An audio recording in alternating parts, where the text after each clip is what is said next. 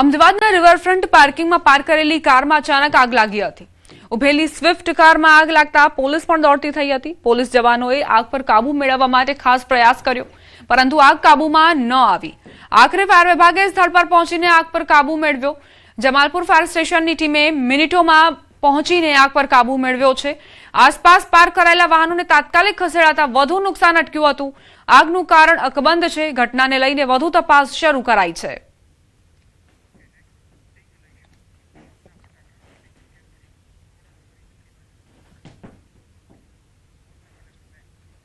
આગળ વાત મોતના ફટાકડાની।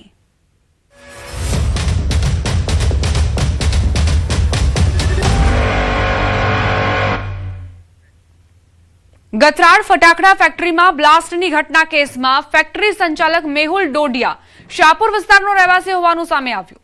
અખાડા સરકીવાડ પાસે છેલ્લા ઘણા સમયથી મેહુલ ડોડિયા રહેતો હતો।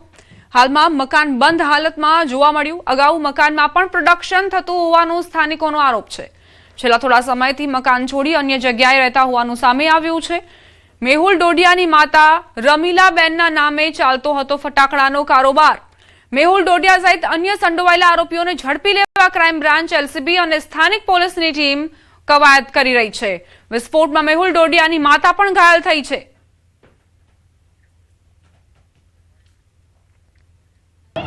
અમદાવાદના ગતરાડ વિસ્તારમાં ફેક્ટરીમાં જે થયેલા બ્લાસ્ટ અને બ્લાસ્ટ બાદ થયેલી આગની ઘટનામાં 8 લોકોના મોત નીપજ્યા છે। આ ગંભીર ઘટનામાં જે સંચાલક માનવામાં આવી રહ્યો છે તેઓ મેહુલ ડોડિયા અમદાવાદના શાહપુર વિસ્તારમાં આવેલા અખાડા સરકીવાડ જે છે ત્યાં આગળનો રહેવાસી છે। આ તેનું ઘર છે, અત્યારે હાલ બંધ હાલતમાં છે। છેલ્લા કેટલાય સમયથી સ્થાનિકોનું કહેવું છે કે તેઓ અહીંયા નથી રહેતા, અલગ અલગ જગ્યાએ રહે છે, પરંતુ આ ઘર જે છે તેમાં કેટલીક વખતે આવે છે અને એકાદ દિવસમાં તેઓ પરત જતા રહે છે। હાલ પોલીસ જે છે તેની શોધખોળ હાથ ધરી રહી છે। માનવામાં આવી રહ્યું છે કે જે આ ફટાકડાની ફેક્ટરી જે છે તેમાં અન્ય 2 પાર્ટનરો હતા, તેની પણ પોલીસ શોધખોળ હાથ ધરી છે। હાથવેતમાં ક્રાઇમ બ્રાન્ચની ટીમ અને અલગ અલગ ટીમો જે છે તેના મેહુલ ડોડિયા હાથવેતમાં હોવાનું મનાઈ રહ્યું છે। કેમેરામેન શરણિક મહેતા સાથે મૌલિક દામેચા, ન્યૂઝ 18 ગુજરાતી, અમદાવાદ।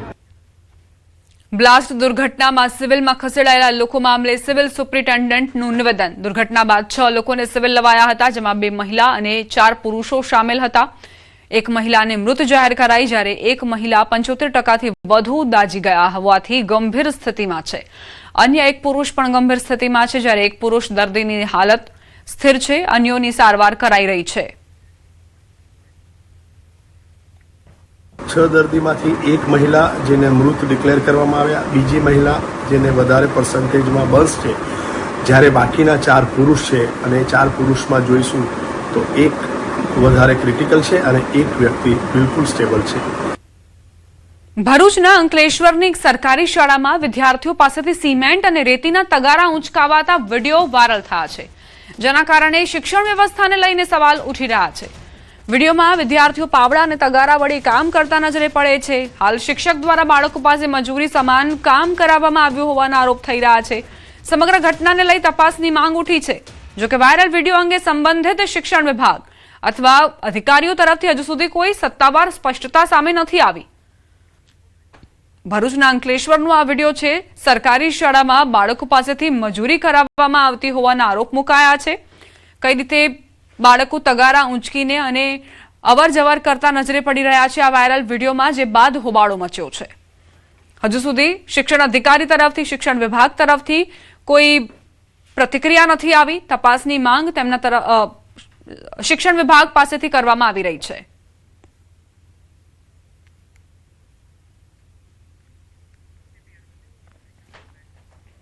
અરવલ્લીથી સમાચાર। વિદ્યાર્થીને ઢોર માર મારવામાં આવ્યો। મોડાસાની પ્રાર્થના ગ્લોબલ સૈનિક સ્કૂલમાં આ ઘટના બની। મોક ટેસ્ટનું પેપર લીક કર્યાની શંકાએ માર માર્યો। ધોરણ 8ના વિદ્યાર્થીને પ્લાસ્ટિકની પાઇપ અને દંડા વડે માર મરાયો હોવાનો આરોપ છે। વિદ્યાર્થીને 108 મારફતે મોડાસા સાર્વજનિક હોસ્પિટલમાં ખસેડાયો।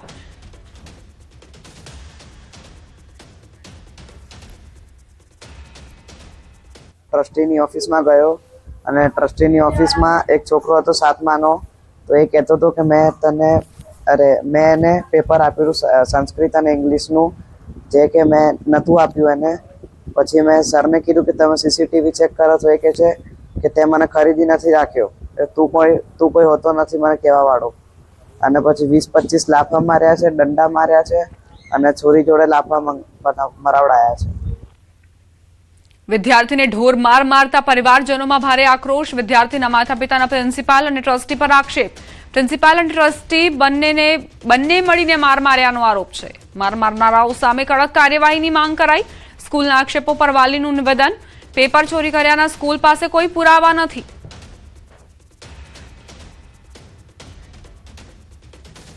મારા છોકરા પર એવો આરોપ લગાવ્યો છે કે એને પેપર લીક કર્યું છે કે, અને એ પોતે 8મા ધોરણમાં ભણે છે ને કે 7મા ધોરણનું પેપર લીક કર્યું છે. મારો છોકરો કહે છે, પગે લાગીને કહે છે કે સર મેં નથી કર્યું, કે તમે સીસીટીવી કેમેરા ચેક કરો. તો એ હરીશ સર કહે છે કે તું કેમ મારે કરવાનું છે, ને એ રીતે મારા છોકરાને રૂમમાં બંધ કરીને 25 થી 30 લાફા માર્યા અને પીવીસી પાઇપથી અને પાછળની જગ્યાએ માર્યો છે અને એના આખા સોજાઈ ગયા છે એના શરીર પર. પ્રિન્સિપલ છે ચંદ્રેશ પટેલ શર્મા, તો એને બી એને 25 લાફા માર્યા છે. 2 જણ થઈને મારા છોકરાને 1 થી 2 કલાક સુધી રૂમમાં માર્યા છે અને 4 કલાક સુધી પાણી પીવા નથી આલ્યું. તમારી જોડે કોઈ પુરાવો નથી, કોઈ પ્રૂફ નથી. એક છોકરાએ ખાલી એને કીધું કે આને મને પેપર આપ્યું, તો એ વાતને લઈને એના છોકરા, બીજા બિહારનો છોકરો છે, એની વાત માનીને આ રીતે મારા છોકરાને માર્યો છે.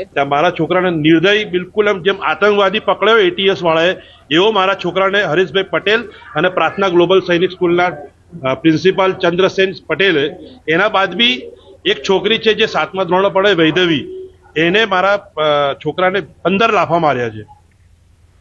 ઇન્ચાર્જ પ્રિન્સિપાલ હરેશ પટેલનો દાવો. વિદ્યાર્થીએ 2 મોક ટેસ્ટના પેપર ચોર્યા હતા. પ્રિન્સિપાલની ઓફિસમાંથી પેપર ચોર્યા હતા. ચોરી કરી ધોરણ 7ના વિદ્યાર્થીને આપ્યા હતા પેપર. સ્કૂલ પાસે સીસીટીવી ન હોવાનો ઇન્ચાર્જ પ્રિન્સિપાલનો દાવો.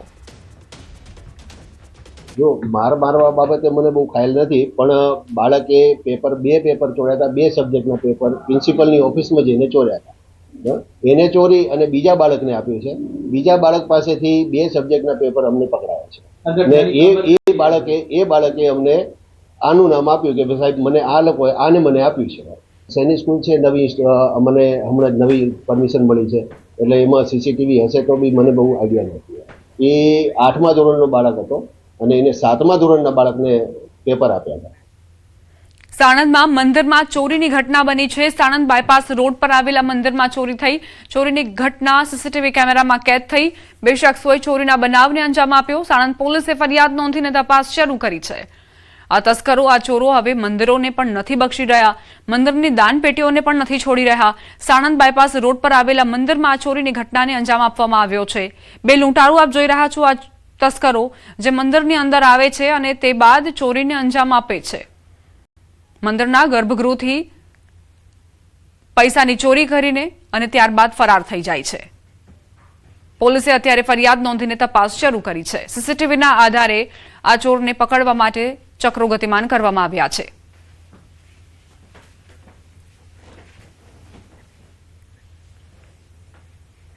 સરદાર સરોવર નર્મદા ડેમની સપાટીમાં વધારો થયો છે. ઉપરવાસમાંથી 16,174 ક્યુસેક પાણીની આવક નોંધાઈ છે. નર્મદા ડેમ 127.70 મીટર પર પહોંચ્યો. 24 કલાકમાં 20 સેન્ટીમીટરનો વધારો થયો છે. ડેમના CHPHના તમામ પાવર હાઉસ ચાલુ કરાયા. ડેમની મહત્તમ સપાટી 138.68 મીટર નોંધાઈ છે. અમરેલીના ધારી ગીર પૂર્વના ખાંભા તુલસીશ્યામ રેન્જ વિસ્તારમાં એક નર સિંહનો કોહવાયેલ મૃતદેહ મળ્યો છે. સિંહનો મૃતદેહ મળી આવતા વન વિભાગમાં ચકચાર. રબારિકા રાઉન્ડ હેઠળ આવેલા પથ્થરમાળા રેવન્યુ વિસ્તારમાં ઝાડીમાંથી સ્થાનિકને મૃતદેહ દેખાતા તાત્કાલિક વન વિભાગને જાણ કરી હતી. ઘટનાની જાણ થતાં વન વિભાગની ટીમ સ્થળ પર પહોંચી અને પ્રાથમિક તપાસ હાથ ધરી. નોંધનીય છે કે થોડા સમય પહેલા જ દલખાણીયા રેન્જના રેવન્યુ વિસ્તારમાં પણ એક સિંહ બાળનો શંકાસ્પદ મૃતદેહ મળી આવ્યો હતો. હાલ સિંહના મૃતદેહને પોસ્ટમોર્ટમ માટે ખસેડવામાં આવ્યો છે અને તેના મોતનું સાચું કારણ જાણવા માટે વન વિભાગ દ્વારા આગળની કાર્યવાહી હાથ ધરાઈ છે. ગીર સોમનાથના ઈશ્વરિયા ગામે દીપડાએ હુમલો કરતા ખળભળાટ મચ્યો. માનસિંગભાઈ જાદવના ખેતરમાં પાણી વાળવાનું કામ કરી રહેલા ખેતમજૂર હરિભાઈ ચાંદપા પર ઝાડીમાં છુપાયેલા દીપડાએ અચાનક હુમલો કર્યો હતો. હુમલામાં હરિભાઈને શરીર પર ગંભીર ઈજાઓ પહોંચી. તેમની બૂમો સાંભળીને અન્ય મજૂરો અને ગ્રામજનો દોડી આવતા દીપડો જંગલ તરફ ભાગી ગયો હતો. ઈજાગ્રસ્તને 108 એમ્બ્યુલન્સ મારફતે વેરાવળ સિવિલ હોસ્પિટલમાં સારવાર માટે ખસેડવામાં આવ્યા. ઘટનાને પગલે વિસ્તારમાં ભયનો માહોલ સર્જાયો છે, જ્યારે વન વિભાગે દીપડાને પકડવા માટે સર્ચ ઓપરેશન શરૂ કર્યું છે. આ ભાઈ મજૂરી કામ કરે છે અને ત્યાં વાડીએ કામ કરતા હતા. અમારા ભાઈ ગામના એક જમીન માલિક છે ત્યાં માનસિંહભાઈ રાજાભાઈ યાદવ કરીને એમને ત્યાં કામ કરતા હતા. એ દરમિયાન કેરીનું જે વાવેતર કરેલું છે ત્યાં નાદી સાફ કરતા હતા. ત્યાં દીપડો ત્યાં અંદર ગમે ત્યાં બેઠેલો હોય, અચાનક એની સીધો ડાયરેક્ટ હુમલો જ કરી દીધો. ભેગા માનસિંહભાઈ રાજાભાઈનું ખેતર હતું, એનો છોકરો ભેગો હતો. અને બાજુમાં બૂમ પાડવાથી દીપુભાઈ રાજાભાઈ સીધી વાડીએ લઈ આવ્યો, દહન થઈ ગયા હતા. દીપુભાઈ દાખલ મને ફોન કર્યો કે ગાડી લઈને આવી જતી એકદમ લગાડી દીધી છે. એટલે હું ગાડી લઈને સીધો સરપંચ દિલીપભાઈ પરમારને ભેગા લઈ અને સીધા